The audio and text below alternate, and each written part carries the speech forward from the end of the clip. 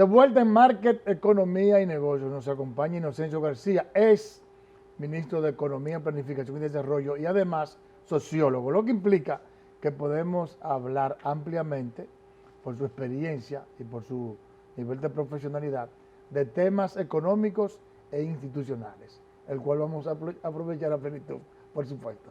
Doctor, ¿cómo está usted? Buenos días, muchas gracias por la invitación, pero lo primero que aclararle, dijiste, es ministro, ¿no? Sí, es viceministro Ex viceministro, de sí. Cooperación Así es, Internacional. Así así que es. muchas gracias por la invitación. Doctor, le pregunto, ¿cómo usted encuentra que en materia económica e institucional se está manejando el gobierno actual? Bueno, yo vi en su comentario que usted hablaba de que el presidente Luis Abinader está inaugurando, dando muchos picazos de obras, ¿no? De inversiones, que serían ya sea inversión extranjera directa, que es muy bueno, en el sector turístico fundamentalmente, o inversión del mismo gobierno central, lo que sería gasto de capital, que también es importante.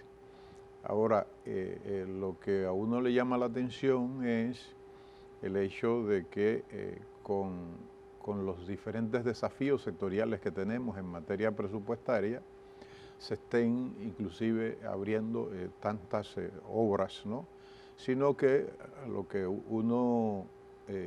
que es normal, o lo que debería ser normal, es que se le dé continuidad a las obras que quedaron, como por ejemplo el caso de Montegrande, que ya está parada, ¿no? Y es una obra importante en lo que tiene que ver, eso es lo que se llama una inversión reproductiva, porque va a incorporar millones de tareas de tierra en un área fundamentalmente muy deprimida que es el sur del país, ¿no? En consecuencia, yo creo que es un tema de prioridades que me parece que no están tan claras, ¿no? Yo realmente, uno no observa en el gobierno como una especie de dirección estratégica. Uno no nota realmente eso y tuvieron el error institucional, del punto de vista institucional, yo no sé con qué sentido institucional se hizo eso, de no nombrar los años como por ejemplo año de la recuperación económica, año en contra de la pobreza, o del agua, etcétera, ¿no? No lo hicieron, entonces lógicamente que eso no le permite inclusive a la población y a los sectores económicos y sociales poder decir, bueno, vamos por acá, ¿no? Es decir, ¿Cuál es el rumbo? vamos por este rumbo porque la prioridad es A, B o C, pero ahora no se sabe realmente cuál es la prioridad del gobierno. Es decir, uno nota que en términos institucionales el gobierno está dando está siendo reactivo, está dando palos a ciegas, ¿no? En el sentido de que le están viniendo los problemas, ¿no? Se supone que el que llega al gobierno ya tiene un diagnóstico pormenorizado de lo que va a recibir. Parece no ocurrió así. Recuérdese que el presupuesto elaborado por el gobierno cuando asumieron en agosto del año pasado, hubo que retirarse y devolverse precisamente porque había un problema de diseño, ¿no? Y hablando de prioridades, por ejemplo, si tú tienes un contexto de crisis económica, social, sanitaria, pero la sanitaria impactando la economía y los sectores sociales, entonces lógicamente que se supone que tú tienes que de manera a situaciones extraordinarias, tú tienes que ponerle decisiones extraordinarias, ¿no? Y en consecuencia tú tienes que priorizar. Yo he dicho ya en otros programas que, y lo ha reiterado, es una posición muy particular, que el gobierno no debió invertir tan cuantiosos recursos como 62.000 millones de pesos en el programa virtual de la educación. ¿Por qué? Porque el gobierno debió tener mucho mayor tranquilidad. Se sabe que no se quería que se perdiese el año escolar, pero debió tener mucho mayor tranquilidad para combinar, ¿no?, presencialidad con virtualidad. Porque he dicho que a pocos meses ya los organismos internacionales, inclusive Educa, estaba recomendando que donde existiese un nivel de positividad de 5 o menos de un 5% en determinadas regiones, ya ahí podíamos poder abrir escuelas de manera gradual, ¿no? Eso no se hizo, ¿no? Y lo que se invirtió, asumimos toda se tuvo esa decisión de invertir, repito, para mí excesivo, 62.000 millones de dólares, lo que se ha publicado, en la compra de los equipos, etcétera. Pero resulta que en una cátedra virtual que preside el expresidente Samper y el expresidente Leonel Fernández, que es una cátedra sobre Iberoamérica, cátedras iberoamericanas, hace ya 2 o 3 días, la semana pasada, ambos presidentes tenían al viceministro de Educación de Argentina, precisamente hablando de educación virtual. ¿Y qué decía ese viceministro de Educación de Argentina?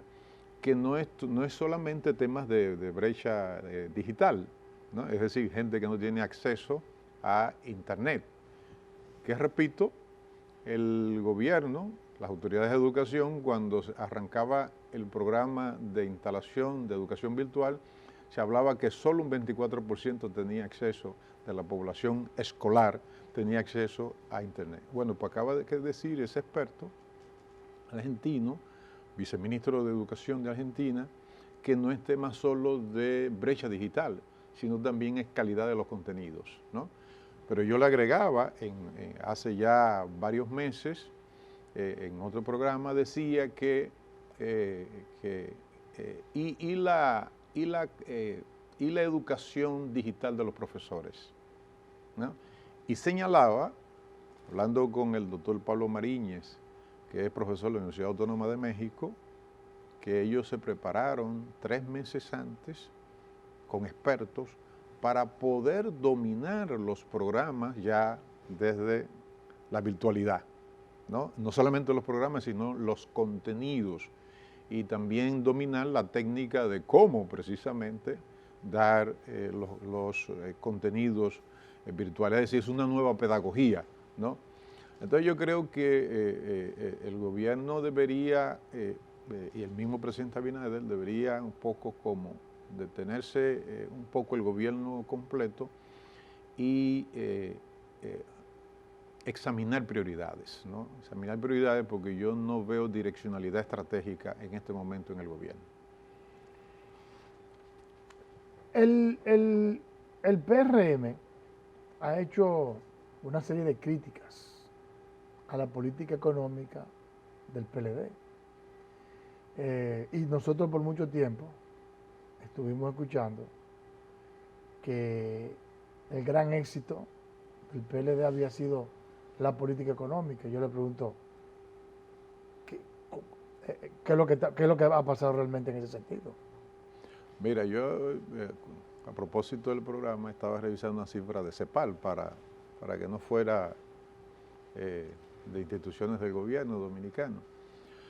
Bueno, en el 2012 el presidente Fernández dejó por debajo del promedio de América Latina el stock de deuda externa en 32.6 y la media de América Latina fue 32.9. Es decir, que el presidente Fernández la dejó por debajo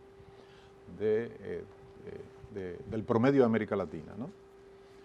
El PRM critica las ejecutorias en materia económica de los gobiernos del PLD,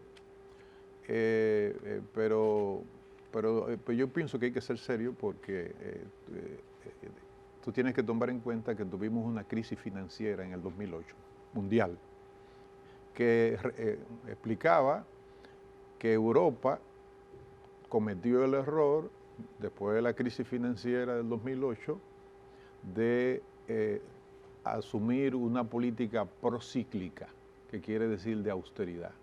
Y eso profundizó la crisis social en toda Europa, pero no solamente eso, sino que también Europa no pudo remontar, pudo recuperarse en más de 10 años, después de haber adoptado ese enfoque procíclico para atacar la crisis financiera global. Sin embargo, el presidente Fernando, usted recordará, en el 2008 hizo todo lo contrario. Adoptó una política anticíclica que tiene que ver con estimulación, ¿no?, de la economía, lógicamente que usted tiene que hacerlo a través de gastos de capital y gastos corrientes, ¿no? Es decir, no cerrar, no limitar la actividad económica. Entonces se recurrió a un acuerdo de stand-by con el Fondo Monetario Internacional, ahora la cifra la preciso, de 1.700 millones de dólares, pero ya en 2009-2010 estamos creciendo al 9%, ¿no? En consecuencia, en general, los gobiernos que presidió el presidente Leonel Fernández, y déjeme decir, el mismo presidente Danilo Medina, ¿qué fue lo que dañó la ejecutoria en términos económicos que llevó el presidente Danilo? Fue el 2015, cuando impuso al comité político la reforma constitucional para reelegirse, se reeligió, pero lo que yo entiendo que hizo más daño fue el periodo de 2019, donde él, todos lo vivimos, o sea, vivimos una etapa de mucha tensión, donde había un desasosiego porque no sabía si el presidente iba o no iba a reelegirse. Y ya usted vio lo que ocurrió en el Congreso, con la militarización, etc. Y eso, lógicamente, que dañó la economía. Luego, entonces, lamentablemente, la pandemia, los toques de queda, en medio de un proceso electoral, también deterioraron la economía. Ahora bien, el PRM es el que está ahora en el gobierno. El PRM lo que tiene es, repito, que en el contexto de esta crisis, que no es coyuntural, es una crisis estructural, porque es una crisis global, el PRM debe repito, el gobierno del presidente Luis Abinader, debe yo creo que tiene que reevaluar las prioridades, ¿no? Porque, repito, no veo direccionamiento estratégico en la conducción de la cosa pública por parte del presidente Luis Abinader. Doctor, el Ministerio de Economía, Planificación y Desarrollo fue que surgió la Estrategia Nacional de Desarrollo. Claro. Yo le pregunto, se sabe que hay rezagos, porque se habla de que hace mucho tiempo que debió de ser implementada y no se ha podido por una serie de razones, una serie de leyes y cosas que no han pasado. Pero la que se concibió, ¿es la adecuada o ya se amerita, debido a la serie de acontecimientos económicos, políticos e institucionales que ha pasado a nivel nacional e internacional, un cambio en esa estrategia, que se haga una nueva revaluación? Totalmente. Inclusive estaba concebida para el 2020 una evaluación de la Estrategia Nacional de Desarrollo. La estrategia se estaba implementando, y estaba dando resultados. Inclusive desde mi área, que yo dirigía, que era Cooperación Internacional, emitíamos un informe anual. Nosotros elaboramos un informe anual de cuáles eran los aportes de la cooperación internacional a cada uno de los sectores de la economía dominicana, los sectores de desarrollo, y esos informes están ahí. Y se iban cumpliendo determinadas metas, otras no, lógicamente, por el tema de la crisis económica, pero esa estrategia que debía ser revisada en el 2020 no se hizo, pero lógicamente que en este contexto completamente diferente, que lo que hace es que se suma a las crisis que veníamos arrastrando de 2008 y otras crisis acumuladas antes de 2008, lógicamente que la Estrategia Nacional de Desarrollo debe sufrir una nueva elaboración y se debe emitir otra ley, es decir, esa ley 1-12 de Estrategia Nacional de Desarrollo debe ser reformada. Pero yo diría que antes de que empecemos a reformar la Estrategia Nacional de Desarrollo mediante la reforma de la Ley 1-12, ¿por qué no vemos los más de 1.000 millones de dólares que en subsidio pasamos al sector eléctrico. Pero además porque no vemos el porcentaje de evasión del ITEVI que ronda por el 60% y alrededor de un 40% del impuesto sobre la renta, ¿no? Esos son los aspectos gruesos que yo le decía a los ministros, a los ministros de Economía, que aquí se habla mucho de cambio del modelo, pero yo dije, imaginémonos que nosotros resolvamos el problema del subsidio eléctrico de más de 1.000 millones de dólares, que ya debe ir eso por más de 11.000 millones de dólares en más de una década, y que eso nosotros lo invirtamos en áreas reproductivas, ¿no? Carreteras, infraestructura en general, ¿no? Desarrollo agrícola, dedicar eso que nos ahorraríamos en virtualidad de la educación, en mejorar la virtualidad de la educación, porque eso ya vino para quedarse. Y que además nosotros podamos, mediante un pacto político y social, definitivamente terminar con la reforma fiscal, ¿no? Porque ¿cuál es el problema nuestro en materia de impuestos sobre la renta, de la tributación? Es que ustedes saben que los impuestos son indirectos. Usted y yo pagamos, en términos proporcionales, más impuestos más que los ricos, ¿no? ¿Por qué? Porque nosotros no tenemos impuesto directo a las rentas, no tenemos impuesto directo a las propiedades. Entonces todo lógicamente lo carga la que está en el centro, que es la clase media, ¿no? Sí. Entonces, antes que embarcarnos en modificación de la Estrategia Nacional de Desarrollo, que yo creo que sí, que debe de reformarse la estrategia, función del contexto de crisis, pero no solamente el contexto de crisis financiera, es que el mundo cambió y las instituciones tienen que cambiar. Yo he dicho que necesitamos, después de la que puso en ejecución a partir del 2006 el expresidente Leonel Fernández, la reforma de las 14 leyes que cambiaron la institucionalidad del Estado Dominicano a partir de la implementación de esas 14 leyes y ahí se le agregó la Estrategia Nacional de Desarrollo, que necesitamos otra ola de reformas. ¿Para qué? Para adecuar el Estado Dominicano y sus instituciones a la revolución científico-tecnológica e informacional que estamos viviendo. Por ejemplo, nosotros estamos ya con países que están en materia de producción utilizando inteligencia artificial, ¿no?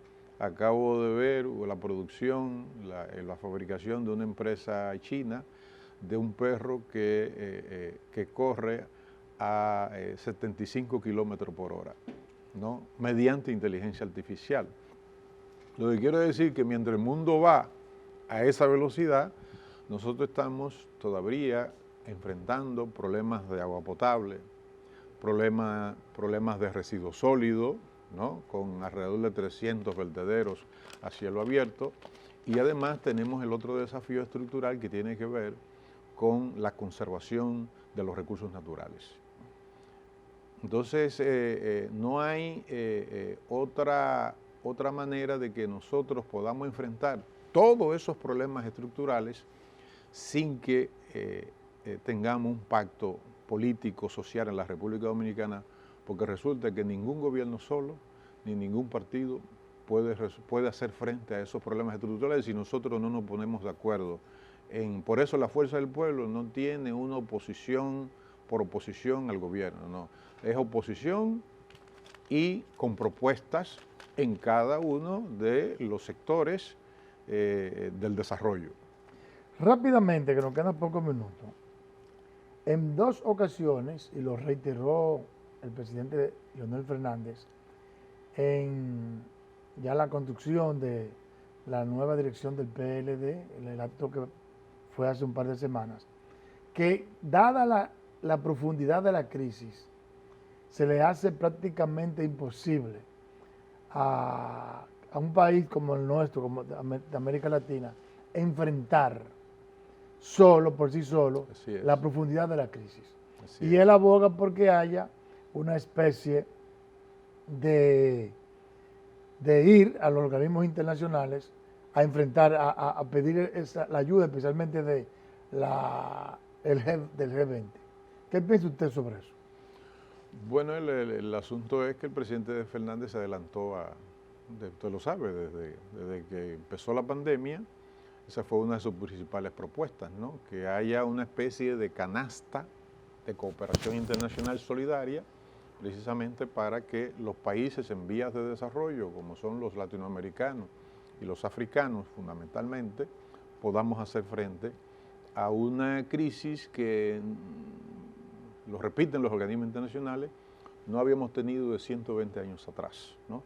Para decirle, por ejemplo, dos datos. En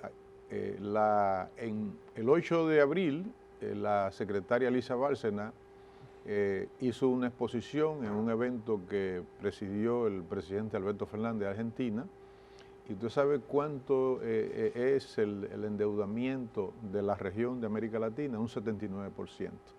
Y dedica a la región, es la región más endeudada del mundo, y dedica a la región el 57% en bienes y servicios de exportación para el pago de la deuda externa, ¿no? Entonces estamos diciendo que estamos en una situación, la región, ¿no?, completamente muy compleja, ¿no?, para poder enfrentar una crisis tan profunda como esa. Y en segundo lugar, dice la doctora Alicia Bárcena, la secretaria general de América Latina y el Caribe, que es muy bien que se van a habilitar los derechos especiales de giro, que son los del Fondo Monetario Internacional, pero usted sabe cuánto van a los países en vía de desarrollo, un 40%, y el 60% va a los países desarrollados. Y para América Latina, de ese 40% va un 8%, que son alrededor de 173 mil millones. Algo irrisorio, cuando debe ser todo lo contrario. El 60% debería ser para América Latina o para los países en vía de desarrollo, y el 40% para los países desarrollados, porque por ejemplo Estados Unidos acaba el Congreso aprobarle al expresidente Biden 1,9 trillones de dólares, donde ya inclusive se habían aprobado alrededor de 4 trillones de dólares en los gobiernos del presidente Donald Trump. Lo que quiere decir es que si los organismos internacionales, es la propuesta del presidente Fernández, nadie se salva solo. O sea, el presidente Fernández ha dicho, de esta crisis nadie se salva solo. Por ejemplo, si hay una persona ya en materia sanitaria que no esté vacunado, ya ese es un riesgo que, es decir, si nosotros tenemos, por ejemplo, Haití que no se vacuna y nosotros estamos vacunados, bueno, pues estamos en riesgo. Si se aperturan, como ya están aperturados los vuelos internacionales, ¿qué significa eso? Que si no hay una democratización de las vacunas, ¿no?, a nivel global, la secretaria Elisa Bárcena señala, liberación de patentes inclusive. Es decir, que no se haga negocio con las vacunas, porque se supone que las vacunas deberían ser un bien público global, ¿no? Entonces, el mensaje que debe quedar es que, en primer lugar, nadie se salva solo. En segundo lugar, la secretaria Elisa Bárcena también está diciendo que debe haber una reforma de la arquitectura financiera internacional, ¿no? Inclusive el mismo hecho de que en la emisión de los derechos especiales de giro, el 60% vaya a los países desarrollados y el 40% en vía de desarrollo, te está diciendo que sigue el mismo comportamiento de inequidad del sistema financiero internacional con respecto a los países en vías de desarrollo. Doctor, se nos acabó el tiempo. Excelente su participación. Yo espero que esta no sea la última. Muchas gracias. Que esta sea apenas la primera de muchas. Muchas gracias. Finaliza por el día de hoy Market, Economía y Negocios. Será hasta la próxima entrega.